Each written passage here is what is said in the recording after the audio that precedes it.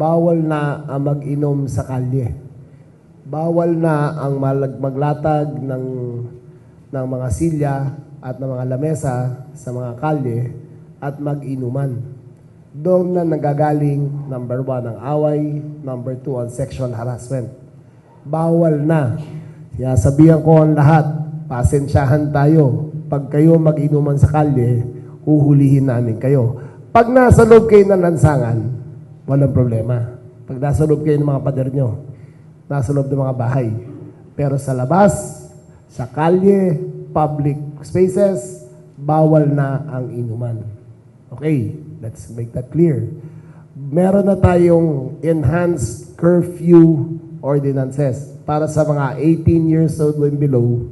Pag hindi kayo nag-aaral, hindi kayo nagtatrabaho, proof of employment, of proof of education, na nag-aaral kayo sa oras na yun, pauwi kayo, bawal na kayo sa kalye after 10 p.m. Umuwi na kayo sa mga bahay nyo. Okay. Yung mga rugby boys dyan, yung mga geng-geng dyan, magtago na kayo, umuwi na kayo pag 10 o'clock. Uhulihin namin kayo. Klaro yan, ha? Sinasabi ko na dito ngayon, yung mga geng-geng, rugby, mga ungas na nagtatambay ng mga bata dyan after 10 p.m., umuwi na kayo sa bahay nyo. Pangatlo, bawal na ang walang t-shirt na lalaki, alam mo babae, di ba? Pero walang t-shirt na lalaki na palakad-lakad sa kalye. Bawal na. It is an act of civility na magbihis naman kayo habang nasa kalye kayo. Pag kayo ay walang suot na t-shirt at taubad na palakad-lakad, kahit gaano kainit, magsanduman lang kayo. Okay? Bawal na po yan. Pang-apat, bawal na po ang videoke lagpas ng alas 10. Alam ko lahat ng Pilipino mahilig kumanta. Maraming magaling kumanta. Masarap kumanta basta lalo na barkada.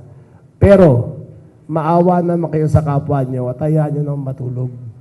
Pag alas 10, nagbibidyoke pa kayo, o kapitbahay nyo, nagbibidyoke, tumawag pa po kayo sa 911 at pupuntahan po ng pulisyan at papatigilin.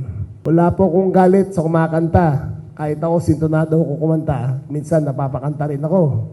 Pero pag alas 10, maawa naman kayo sa kapitbahay nyo. Maliban, bibigyan natin ng exception. Kung fiesta, may barangay permit, nagkakasayahan doon, baka pwede pa. Yung mga tourist hubs, in other words, yung mga gibigan dito sa Metro Manila, mag-umpisa tayo sa BGC, punta tayo sa Poblasyon, punta tayo sa Malate, punta tayo sa Ross Boulevard, punta tayo sa Katipunan, Maginhawa, Timog, sa Quezon City. Lahat yan ay gagawa natin ng intensified patrol. Diyan, pwedeng nightlife dyan hanggang gabi. Pero magkakaroon tayo ng police presence sa lahat ng mga lugar na yan. Ang gusto natin dito, number 1, yung mga magulang, pag alam nila mga anak nila ay lumalabas, siyempre, college. Ako, may mga anak kong college. Pag lumalabas, hindi mo mapipigilan yan. Pero gusto ko, safe lahat ng mga taong lumalabas. Number 2, yung mga turista. Dapat safe rin sila. Number 3, yung mga nagyayabang-yabang dyan paglasing, huwag na kayong puborma kasi huhulihin namin kayo. Marami dyan kasi matapang lang kung nakainom eh. Diba? So tigil na yan. Pag kayo magkapag-away sa club, makipag-away sa kalye, kukulong namin kayo. Kung gusto nyo maghanap ng away, puntahan nyo ako. Anytime. Diba? Ready naman ako dyan. Pero tama na yan. Tigil na yung naghahanap ng suntukan o ng away sa gitna ng mga gimikan dito sa Metro Manila.